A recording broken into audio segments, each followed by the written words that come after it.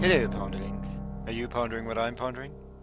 Well, right now I'm pondering the new Barriss Offee Black Series action figure. I thought I might do a side-by-side comparison between the new figure and the classic figure, but then I thought, well, everyone's going to be doing that. So instead, how about we do a nice fanfic detailing how Barriss Offee became part of the anti-war movement? This seems to be an area Lucasfilm is rather coy to flesh out, so it should be fun. I did originally envision this as a six-part live-action miniseries, but due to budget constraints, I will be presenting it as a 24-chapter novel instead. And yes, we will be bouncing back and forth in the timeline. So for those of you who dislike this type of storytelling, too bad. So let's get started. Chapter 1. Barriss Offee knelt on the floor of her cell meditating, her hands neatly folded in her lap. This was not her normal meditation posture, but as close as the binders on her wrists would allow. In another age, she might have become a great Jedi Knight. But this was not another age. This was the age of galactic carnage, known as the Clone War. And Barriss was no longer a member of the Jedi Order. As the planet rotated, a small sliver of light, from the slit that served as the cell's window, made its way down the wall, finally reaching Barriss's face. Barriss welcomed the warm light on her skin. It reminded her of the great light that permeated the galaxy, binding all living things together. In her meditation, she reached out to that light, and it welcomed her. It neither condemned nor condoned.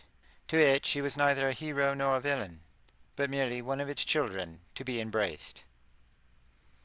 Barriss was roused from her meditation by the sound of a deliberate and measured step in the cell bay outside, accompanied by a presence Barriss knew well, the presence of Luminara Unduli, her former teacher. Barriss then heard the energy field which functioned as the cell's door deactivate behind her, and the measured, deliberate step descending the stairs into the cell. "I don't suppose this is going to be very pleasant for either of us," said Barriss, breaking the silence a little sooner than some might expect. "But if you don't mind, could we please skip the part about what a bright future I had, and what a shame it is I chose this path?" "I hadn't planned to say those things," said Luminara in a calm and measured voice. "I've mostly come to apologize. Barriss, I'm sorry I failed you." Not exactly a lie, thought Barriss to herself, but the word mostly was doing a lot of heavy lifting. Luminara clearly wanted something from her, something Barriss was determined not to give her. But there was still the surface game to be played. "Do you mean by that," inquired Barriss, "that there is some teaching you fail to share with me, which would justify turning our temple, which has stood for over a millennia as a beacon of peace and justice to the entire galaxy, into a partisan military base? Then by all means, better late than never, I suppose." "So is that your point?" inquired Luminara after a moment. "That the temple has become a military target?" "Of course the temple's a legitimate military target," replied Barriss. "Command and control alone would make it that." "Hypocrites," she continued. "You decry the separatists as war criminals for using civilians as living shields, while you keep hundreds of children at the primest military target in the galaxy. If a housewife can penetrate your defenses, do you think a Sith Lord cannot? You decry the Zygerians as slavers, while you purchase millions of sentient beings to be used as disposable military property. Are there any principles you are not willing to sacrifice for your war?" Unduli was now silent for a moment, as if contemplating what to say next, although surely the conversation thus far had been predictable. "Are we then just to abandon peoples like the Moran to their fate? Is that what you would have?" She then inquired. "Well, they hardly could have fared worse if you had," replied Barriss.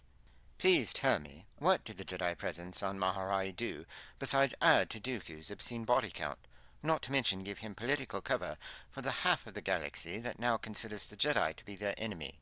I hope you're not under the delusion that that is somehow going to change just because you win the right battle, or gather the right group of politicians together to at blaster point sign a treaty. And what new low the Council will use this massacre to excuse sinking to, I'm sure I'll be glad not to know. Or perhaps they'll just call for more money. If we only had more clones, more ships, more something, next time it would be different. Well, if you really want next time to be different, how about try sending a general whose expertise is actually winning battles, and not mediation and meditation? If this war is actually as necessary as you seem to suppose, then the Jedi generals should have been phased out long ago. We were trained to be keepers of the peace, not soldiers, certainly not generals. Now you have knights spread across the galaxy chasing after duty rosters and requisition forms, things more suited to a protocol droid, while their true Jedi skills are wasted, instead of, oh, I don't know, perhaps finding this Sith Lord, if he actually exists, and is not merely a fabrication by the Council to try to excuse their own abject failures. After the debacle on Geonosis, any self-respecting general staff would have resigned in shame, or else been removed. But countless debacles later, and we still have the same council, making the same decisions, and as should shock no one, getting the same results. The Jedi Council wields the second largest army in the galaxy, yet they are accountable to no one. If Master Yoda, or Windu, or Mundi, or all of them, fell to the dark side, as many suspect they already have, what exactly would you do about it? What could anyone do about it? Except take that army away from them before it is too late, if it is not already. I suppose you're right, replied Luminara. It does seem our political differences have become quite irreconcilable. But that still leaves the matter of your betraying Ahsoka. Are you at least sorry for that? You think I betrayed Ahsoka? Inquired Barriss. After she escaped from the military, I focused all my efforts into getting her safely back to the temple, just for your graces wise and noble to turn around and hand her right back to the military, and you say I betrayed her? Not younglings, but masters all, they could have felt her thoughts and known that she was innocent. They didn't care. They abandoned peace long ago. Why stop at justice now, I suppose? An innocent Padawan, and they expelled her to flatter the vanity of conceited politicians. They threw her to the rancor because they were afraid of losing their precious army. And yet you come here to scold me, but you'll purr and coo for them like some spoiled laptuker, General unduly. Barriss could now hear Luminara's deliberate and measured step on the steps leading to the cell bay. She softened her tone as a tear worked its way down her diamond-spangled cheek. "May the Force be with you," she said. The energy field thrummed back on, and Barriss was once again alone in her cell. She returned to her meditation. The next morning Luminara stood in the temple garden, watching the Coruscant sky slowly grow lighter in one of the garden's reflecting pools.